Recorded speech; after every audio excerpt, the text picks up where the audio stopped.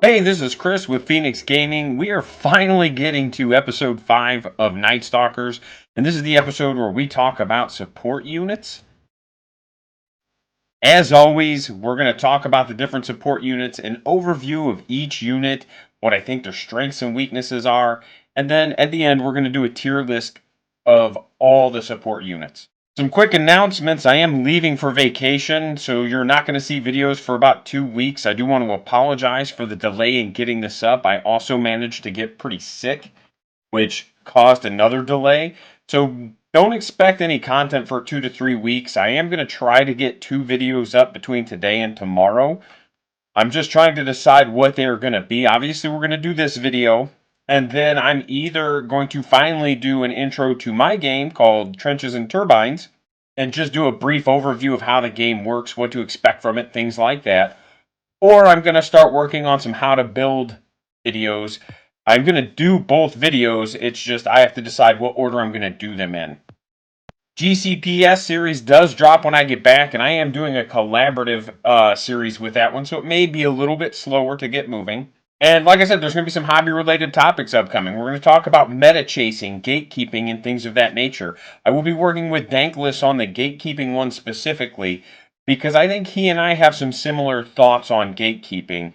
So it'll be interesting to see what everybody else's take is on it. As always, big shout out to Military Gaming Command. Address is militarygamingcommand.org. They're a nonprofit organization that does a lot of cool stuff for veterans. If you're interested in that, go to the website, give them a shout out, give them a donation. Appreciate it. First off, we're going to start off with the Dread Ravager. It's got a 6 to 12 speed. It's armor 5, 5 hit points. It does have targeting systems. So if you've got multiple, they can shoot at different targets. It is, got all the normal Nightstalkers keywords like stealthy, and it's bulky because it can't fit in a transport. 75 points for the single base. You do get a 5-point discount to bring a friend. The base loadout, you get the Void Cannon, which is a 24-inch range, AP2 blast, D2 plus 1. That's pretty good. Like, D2 plus 1 means you're going to get 2 to 5 hits every time you get a hit. So if you got all 3 hits, you could theoretically cap at 15. You won't average that, obviously. It does shoot on 4s, unlike most of the other units in this army. A lot of them hit on 5s. In Assault, it's 2 dice at AP1, and it hits on 6s. It's a 15-point upgrade to get a Null Cannon, which is 18 inches with 2 dice at AP5, Anti-Tank, Dev D2 plus 1. It's kind of a similar profile to the Striders, if you're an Enforcers player, the Tank Buster Strider. It's not identical, but it's similar. And those are both pretty good profiles, and the AP5 gives the Nightstalker something that they really don't have a lot of, and that's anti-tank shooting. It does exist, but there's not a ton of it. The Horror Order would definitely benefit this a lot because of its low volume shooting. Giving the unit weight of fire 1 and vicious would make it a lot more efficient or accurate with its hit dice and damage. So I think if you're going to run one, at least consider the Horror in order to keep it inside that aura. Up next, we have the Dreadfiend. It moves 915. It's armor 6 with 5 hit points. It does have heavy armor, which is another thing that this army seems to be lacking. It's sure-footed, so it'll be able to charge over barricades and the like without getting hindered. It's terrifying, and it has countercharge. It assaults on 4. And really, when it comes to melee, there's not much it doesn't have.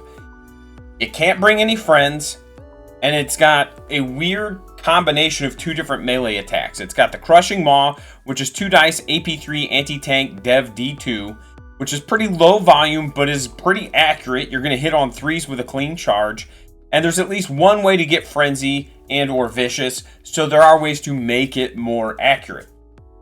It also gets Scything Talons, which are AP2, 4 dice with Vicious. Like I said, it's one of the few things with heavy armor. It's fast. It has the Hunter designation. So I see this as something that slots into Hunter lists very well.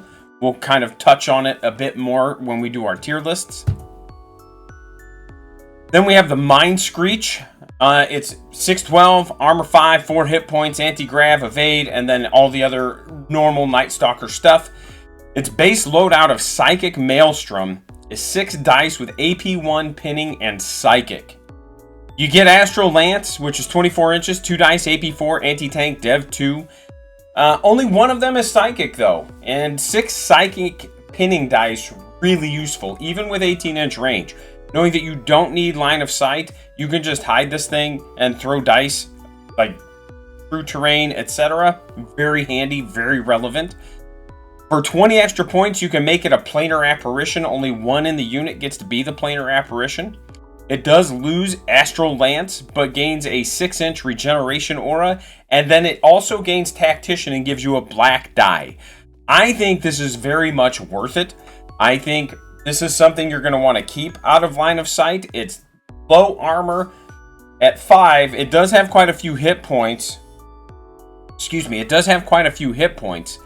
And you can bring up to 2 friends for 90 points each. But they cannot, like I said, also get the planar apparition, which makes sense. I would probably give it the apparition. I would probably plan to hide them. I would probably plan to use them as a pinning unit and only poke them out in the event that I knew I needed to throw some anti-tank, or I knew I was going to be safe for the rest of that activation.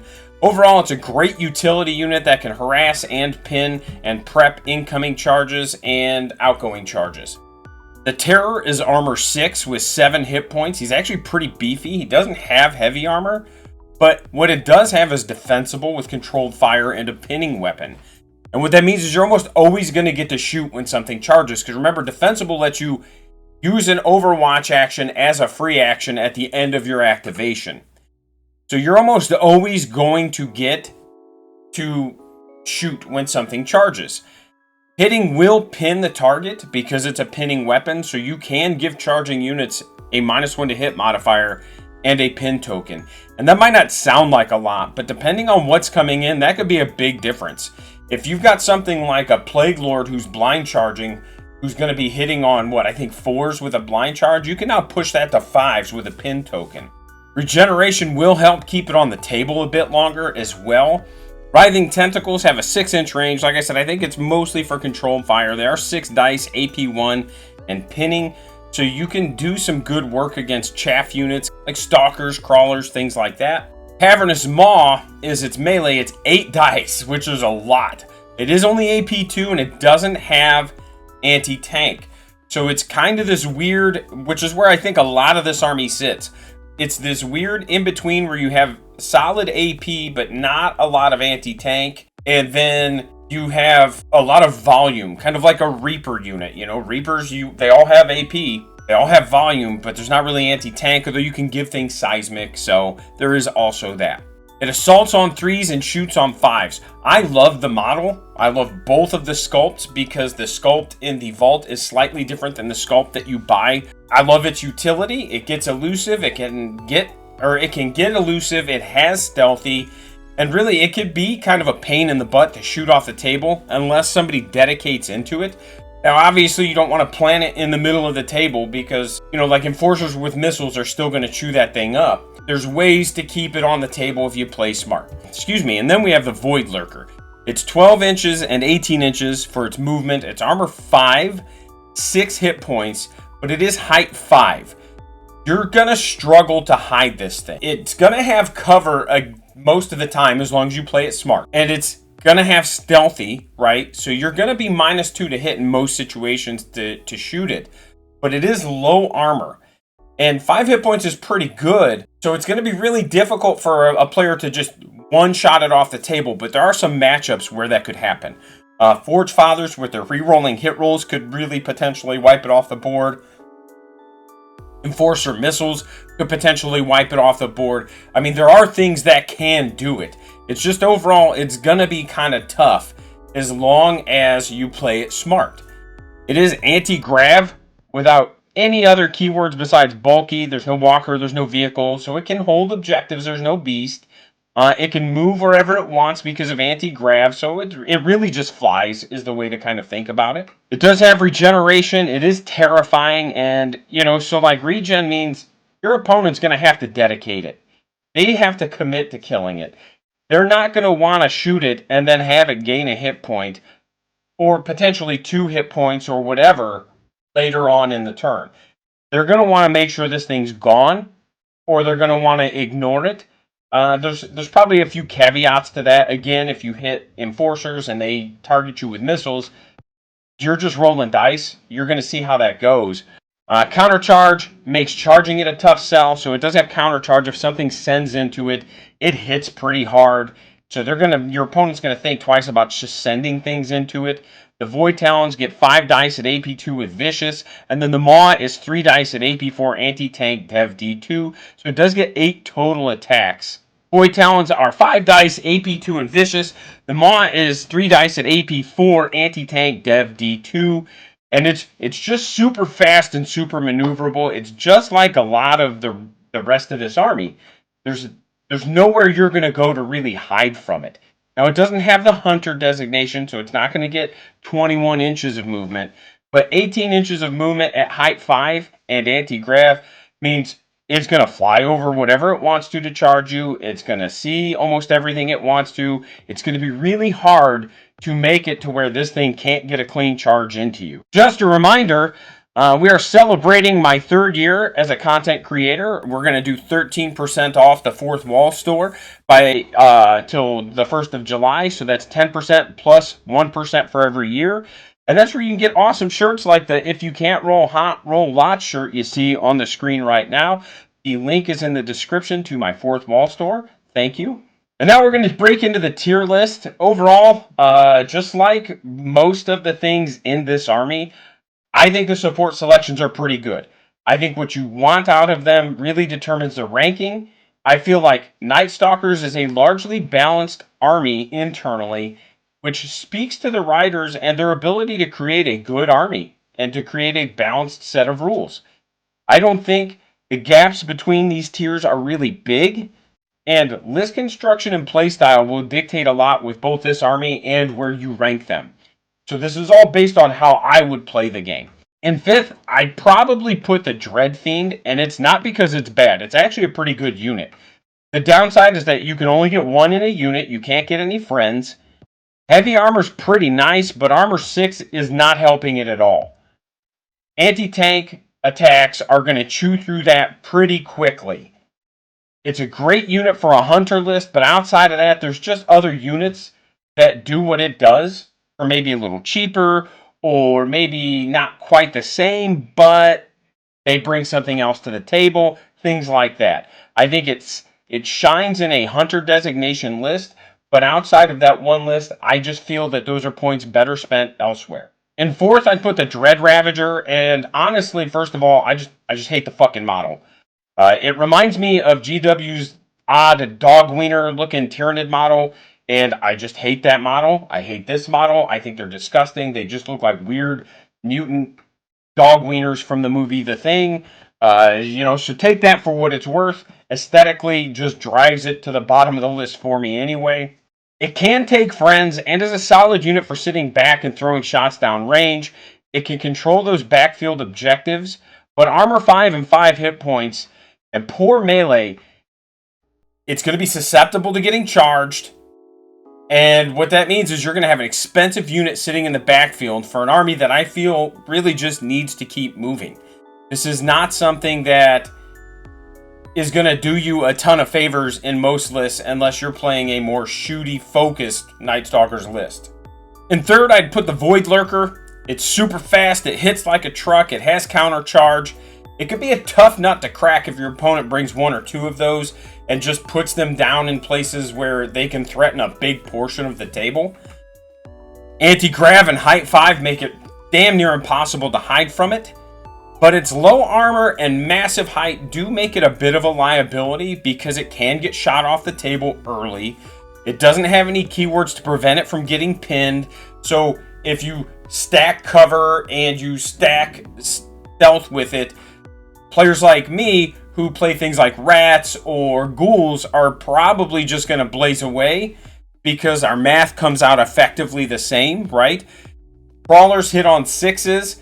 You can modify them to 8s. Even if you modify them to 7s, I might as well blaze away, take the extra die, and have the same math. And I get to pin you. So it's one of those where it can get shot off the table. It's not invincible. You have to play it intelligently. It can't hit the dirt, so you are constantly requiring cover and stealth to keep it from getting shot off the table. It's a threatening unit. It is a scalpel. It will surgically remove key pieces from the opponent's army, but you have to keep it safe and play it carefully. And second, I'd put the Terror. I am biased on this because like I said before, I love the sculpt. I think it's a gorgeous model. I think they are just a ton of fun to build and actually a ton of fun to paint. And like I said, the sculpts are a little different. The Vault and the Store, there's not a huge difference. It's mostly in like the leg tentacle thing. It's pretty meaty at armor 6 with 7 hit points, and defensible just keeps it moving. You don't have to worry about moving 6 and then overwatching if you want to use its controlled fire. You can sprint it and you overwatch. You can charge with it and you overwatch. So it does help keep it moving. And it does average 2 hits on a controlled fire, which means it should pin. You know, on average, you should get a pin every time you controlled fire. It's a high volume of attacks with solid AP. Overall, I just think it's a good all-around unit. Again, if you plant it in the middle of the table, it's going to die. But if you play it smart, it could do a lot to threaten different things on the board. I think Mind Screeches are number 1, and I think this is the one case of it's not close. Mind Screeches do just about everything for your army aside melee, but there's plenty of melee to shore that up. They throw 6 pinning attacks per model in the unit. They hit on 5s with Psychic, so there's no indirect penalty, there's no cover penalty, etc. So you're going to hit on 5s most of the time, meaning you're going to average 3 hits when you shoot. It does have access to anti-tank shots. It has access to a regeneration aura and a black tactician die. And you can take friends. If you bring a unit of 3, sure, it's about 270 points. But they're going to throw 18 psychic pinning dice at AP1. 4 anti-tank dice. And it'd be 290 if you give them the upgrade. And then also have a regen aura, and then also have a black tactician die. There's nothing it can't do. There's no list it can't support. So to me, the Mind Screeches, regardless of how you feel about everything else, they are just the best support unit you can slot into your list, because there isn't a list that won't benefit from them. Once again, I do think supports are just so dang good. Overall, I think the army's really good. It's not oppressive. It's not really unbalanced. It reminds me in some ways of Veerman, not in play style, but in what you need to do to play them effectively. You have to understand your activation orders. You have to understand what your opponent's trying to do. It requires a deeper knowledge of the game than an army, say, like Enforcers, in terms of just playing it. You know, so I think they are pretty good, but I don't think they're busted good. I do feel with support, there's 1 to 2 units that are just better than the rest. Mostly Mind Screeches. And like I said, I think the Dreadfiend, not that it's bad, it just struggles to keep up with most of the other units because it's more of a specialized support piece. So once again, I'd like to thank everybody for watching. A big shout out to Andrew, Tony, and Daniel for their TKT purchases and their continued support of my Fourth Wall store. And I'd like to thank my Fourth Wall Patreon supporters, Lord Wellingstone and Dan the Man. You guys are fantastic. And I hope everybody has a great weekend. Again, just a reminder, I'll try to get a second video up today. And then in addition to a second video, I'm going to try to... I'm just going to get a second video up today, hopefully, and then I'll see everybody after vacation.